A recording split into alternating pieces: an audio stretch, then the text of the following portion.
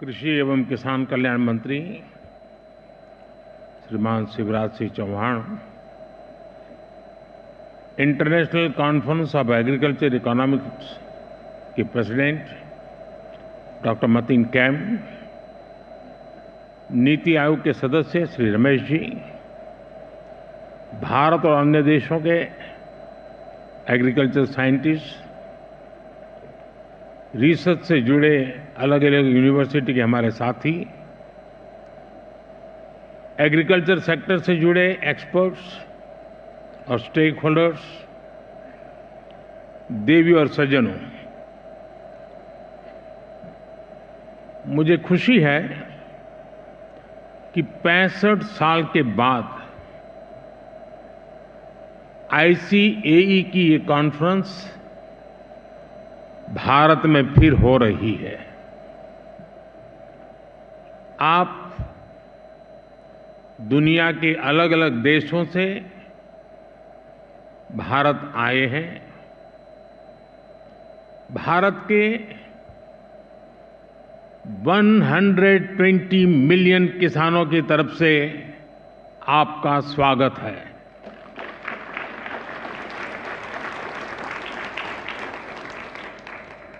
भारत की 30 मिलियन से ज्यादा महिला किसानों की तरफ से आपका स्वागत है।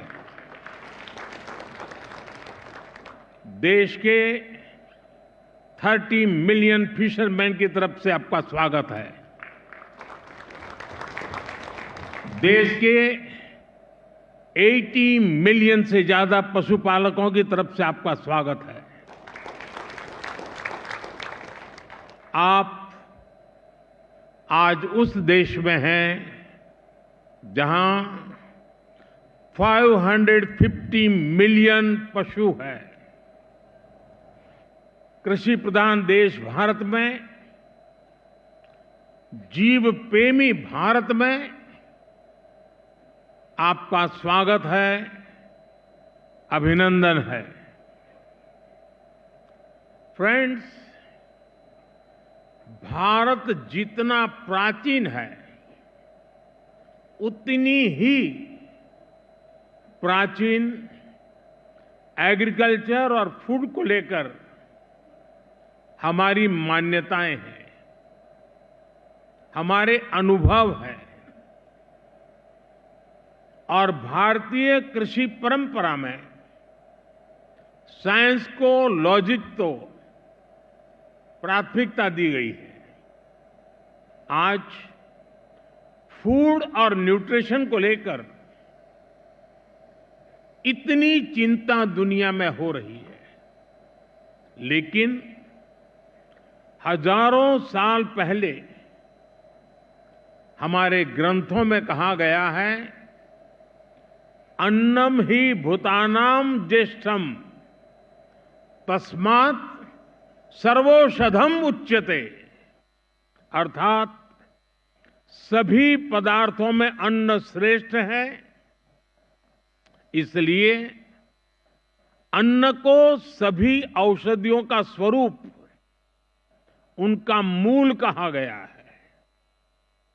हमारे अन्न को औषधीय प्रभावों के साथ इस्तेमाल करने का पूरा आयुर्वेद विज्ञान है। ये पारंपरिक नॉलेज सिस्टम भारत के समाज जीवन का हिस्सा है। फ्रेंड्स, लाइफ और फूड को लेकर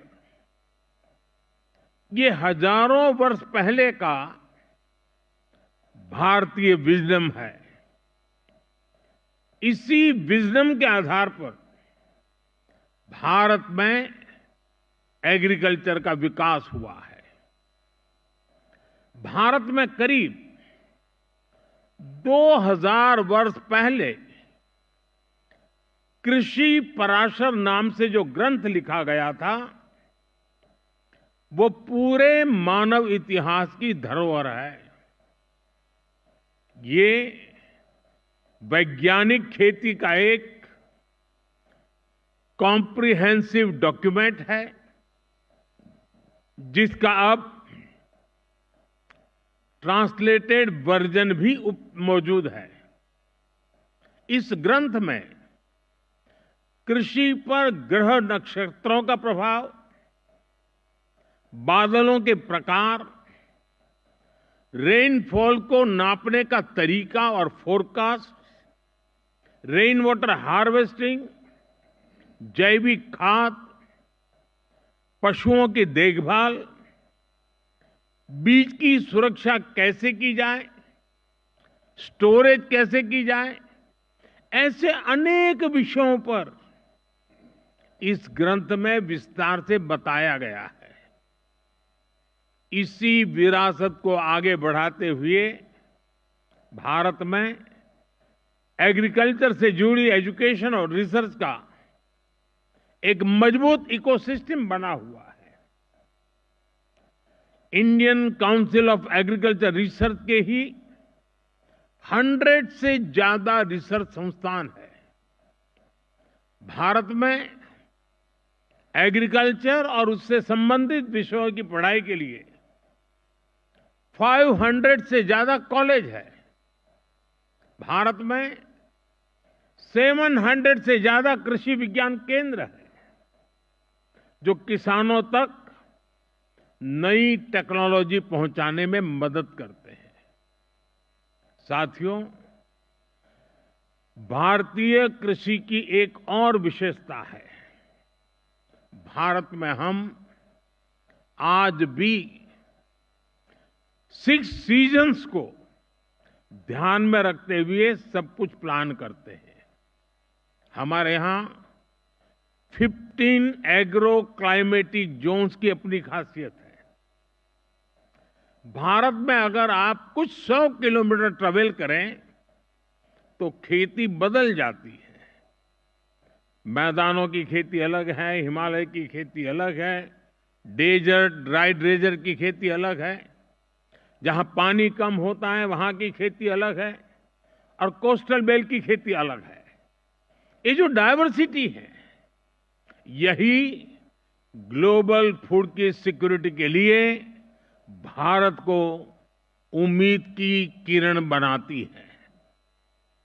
फ्रेंड्स, पिछली बार जब ICAE की कॉन्फ्रेंस यहां हुई थी, तो भारत को उस समय नई नई आजादी मिली थी। वो भारत की फूड सिक्योरिटी को लेकर, भारत की एग्रीकल्चर को लेकर एक चैलेंजिंग टाइम था। आज भारत एक फूड सरप्लस देश है। आज भारत दूध, दाल और मसालों का सबसे बड़ा प्रोड्यूसर है। Bharat food grain, fruits, vegetable, cotton, sugar, T, framed fish, इनका दूसरा सबसे बड़ा प्रोड्यूसर है। एक वो समय था जब भारत की फूड सिक्योरिटी दुनिया की चिंता का विषय था।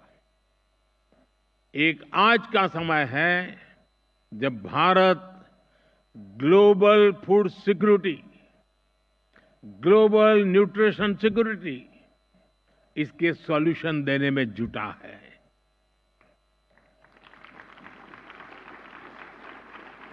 इसलिए फूड सिस्टम ट्रांसफॉर्मेशन जैसे विषय को डिस्कस करने के लिए भारत के अनुभव बहुमूल्य है। इसका बहुत बड़ा लाभ विशेषकर ग्लोबल साउथ को मिलना तय है। साथियों, विश्व बंधु के तौर पर भारत मानवता के कल्याण को सर्वोपरि रखता है। G20 के दौरान भारत ने वन अर्थ, वन फैमिली और वन फ्यूचर का विजन सामने रखा था। भारत ने एनवायरनमेंट को बचाने के लिए लाइफस्टाइल यानी मिशन लाइफ का भी मंत्र दिया। भारत ने one earth, one health initiative भी शुरू किया। हम ह्यूमन, एनिमल्स और प्लांट्स की हेल्थ को अलग अलग नहीं देख सकते। सस्टेनेबल एग्रीकल्चर और फूड सिस्टम्स के सामने आज जो भी चैलेंजेस है, इनको वन अर्थ, वन फैमिली और वन फ्यूचर की होलिस्टिक अप्रोच के साथ ही निपटा जा सकता है। साथियों, एग्रीकल्चर हमारी इकोनॉमिक पॉलिसी के सेंटर पे है। हमारे यहां करीब 90% परिवार ऐसे हैं जिनके पास बहुत कम जमीन है।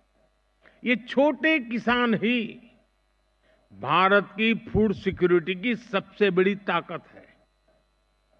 यही स्थिति एशिया के कई विकासशील देशों में है। इसलिए भारत का मॉडल कई देशों के काम आ सकता है। जैसे एक उदाहरण के लिए सस्टेनेबल फार्मिंग का। भारत में हम बड़े पैमाने पर केमिकल फ्री नेचुरल फार्मिंग को प्रमोट कर रहे हैं। इसके काफी अच्छे रिजल्ट देखने को मिले हैं। इस साल के बजट में भी बहुत बड़ा फोकस सस्टेनेबल फार्मिंग और क्लाइमेट रेजिलिएंट फार्मिंग पर है। हम अपने किसानों को सपोर्ट करने के लिए एक पूरा इकोसिस्टम डेवलप कर रहे हैं। भारत का बहुत जोर क्लाइमेट रेजिलिएंट क्रॉप से जुड़ी रिसर्च एंड डेवलपमेंट पर है। बीते 10 सालों में हमने करीब 1900 नई क्लाइमेट रेजिलिएंट वैरायटी अपने किसानों को दी है। इसका लाभ भारत के किसानों को भी मिल रहा है। हमारे यहां राइस की कुछ वैरायटीज ऐसी भी है जिनको ट्रेडिशनल वैरायटीज के मुकाबले 25% कम पानी चाहिए। हाल के वर्षों में हमारे यहां ब्लैक राइस सुपर फूड के रूप में उभरा है। हमारे यहां मणिपुर, असम और मेघालय की ब्लैक राइस को इसकी मेडिसिनल वैल्यू के कारण पसंद किया जा रहा है। 12 दिन से जुड़े अनुभव विश्व समुदाय के साथ शेयर करने के लिए उतना ही उत्सुक है। फ्रेंड्स, आज के समय में पानी की कमी और क्लाइमेट चेंज के साथ ही न्यूट्रिशन भी एक बड़ा चैलेंज है। इसका सॉल्यूशन भी भारत के पास है। भारत मिलेट्स का दुनिया का सबसे बड़ा प्रोड्यूसर है, जिन्हें दुनिया सुपर फूड कहती है, और उसे हमने श्री अन्न की पहचान दी है।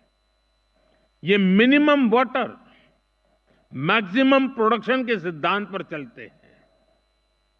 भारत के अलग अलग super foods global nutrition problem को एड्रेस करने में बड़ी भूमिका निभा सकते हैं। भारत अपने सुपर फूड की इस बास्केट को दुनिया के साथ साझा करना चाहता है। साथ ही भारत की पहल पर पिछले साल पूरे विश्व ने इंटरनेशनल मिलेट ईयर मनाया है।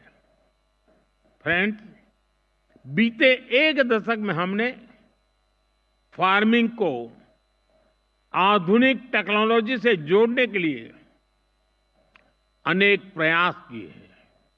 आज एक किसान सॉइल हेल्थ कार्ड्स की मदद से ये जान सकता है कि उसे क्या उगाना है। वो सोलर पावर की मदद से पंप चलाता है और वेस्टलैंड में सोलर फार्मिंग से भी कमाता है। वो ई-नैम यानी भारत के डिजिटल एग्रीकल्चर मार्केट के द्वारा अपनी पैदावार को बेच सकता है। वो किसान क्रेडिट कार्ड का उपयोग करता है। वो प्रधानमंत्री फसल बीमा योजना के माध्यम से अपनी फसलों की सुरक्षा सुनिश्चित करता है।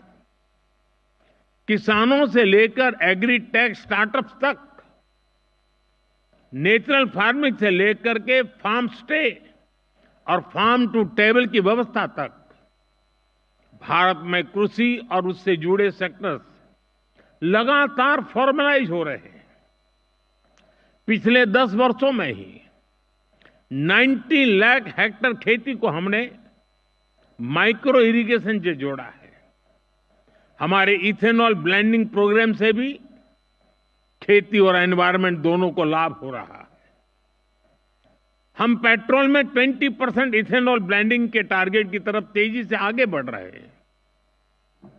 साथियों, भारत में हम एग्रीकल्चर सेक्टर में डिजिटल टेक्नोलॉजी का भरपूर इस्तेमाल कर रहे हैं। पीएम किसान सम्मान निधि के माध्यम से एक क्लिक पर 10 करोड़ किसानों के बैंक खाते में 30 सेकंड में पैसे ट्रांसफर हो जाते हैं। हम डिजिटल क्रॉप सर्वे के लिए डिजिटल पब्लिक इंफ्रास्ट्रक्चर बना रहे हैं। हमारे किसानों को रियल टाइम इंफॉर्मेशन मिलेगी और वो डेटा ड्रिवन डिसीजन ले सकेंगे। हमारी इस पहल से करोड़ों किसानों को फायदा होगा, उनकी आर्थिक स्थिति और बेहतर होगी। सरकार लैंड के डिजिटलाइजेशन का भी बहुत बड़ा अभियान चला रही है। किसानों को उनकी लैंड का एक डिजिटल आइडेंटिफिकेशन नंबर भी दिया जाएगा। ड्रोन का उपयोग भी खेती में बहुत तेजी से प्रमोट हम कर रहे हैं। ड्रोन से होने वाली खेती की कमान महिलाओं को, हमारी ड्रोन दीदियों को दी जा रही है। ये जो भी कदम है, इनसे भारत के किसानों का तो फायदा हो गया ही, इससे ग्लोबल फूड सिक्योरिटी को भी ताकत मिलेगी। फ्रेंड्स, आने वाले 5 दिनों में आप सभी यहां खुलकर चर्चा करने वाले हैं। यहां मैं बड़ी संख्या में महिलाओं की भागीदारी, युवाओं की भागीदारी देखकर अधिक प्रसन्न हो रहा हूं। आपके आइडियाज पर सबकी नजर रहेगी। मैं आशा करता हूं कि इस कॉन्फ्रेंस से हम दुनिया को सस्टेनेबल एग्री फूड सिस्टम से जोड़ने के रास्ते खोज सकेंगे। हम एक दूसरे से सीखेंगे भी और एक दूसरे को सिखाएंगे भी। साथियों, आप कृषि जगत से जुड़े हुए लोग हैं, तो एक और जानकारी आपके सामने रखना मुझे बड़ा मन करता है।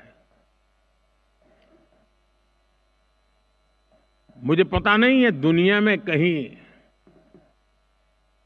किसी किसान का स्टैच्यू हो।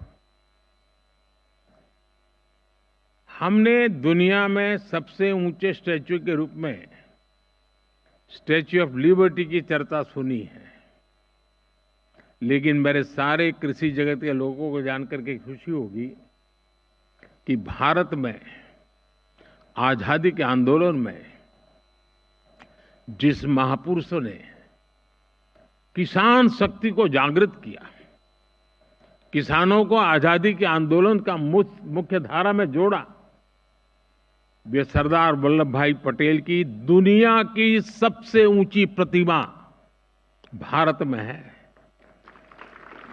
स्टैच्यू ऑफ लिबर्टी से डबल उसकी ऊंचाई है और एक किसान नेता की है।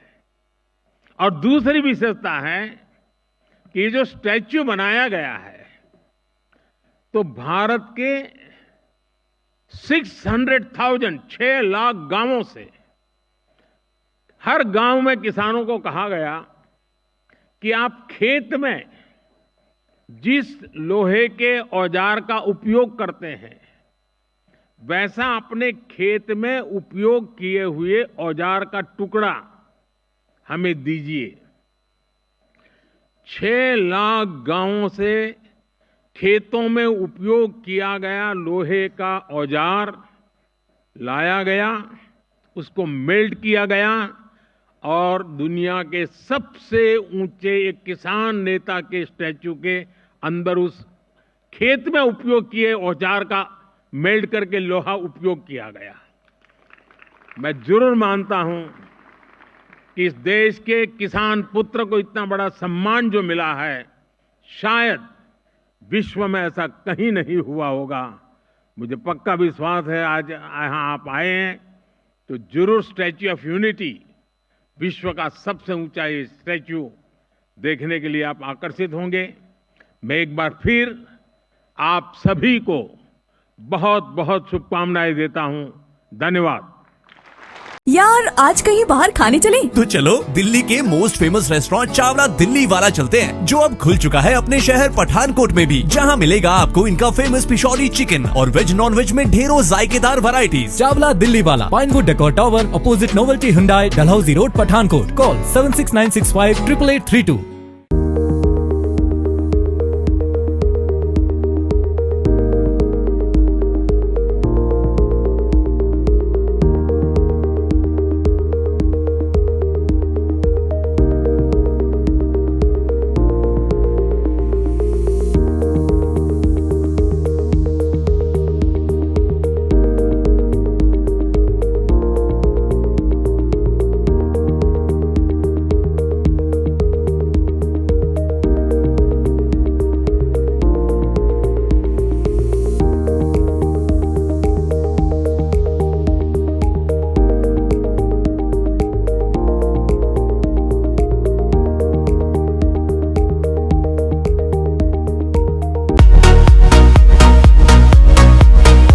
आपके शहर पठानकोट में खुल चुका है पहला विश्वसनीय south Indian restaurant Chennai Maratha, जो कि डलहौजी रोड ओपुलेंस होटल की बैक साइड पर है, जिसे शहर वासियों से बेहद प्यार मिल रहा है। यहाँ पर सारा खाना शुद्ध शाकाहारी और अत्यंत स्वादिष्ट है। यहाँ की सर्विस बेहद अच्छी है। चेन्नई मराठा रेस्टोरेंट में बच्चों से लेकर बुजुर्गों तक के स्वाद अनुसार व्यंजन उपलब्ध है। यहाँ पर बर्थडे पार्टी और किट्टी पार्टी भी की जाती है। आप सभी से निवेदन है कि आप सभी भी एक बार अपने परिवार के साथ चेन्नई मराठा आएं और यहाँ के बेहद स्वादिष्ट खाने का आनंद लें।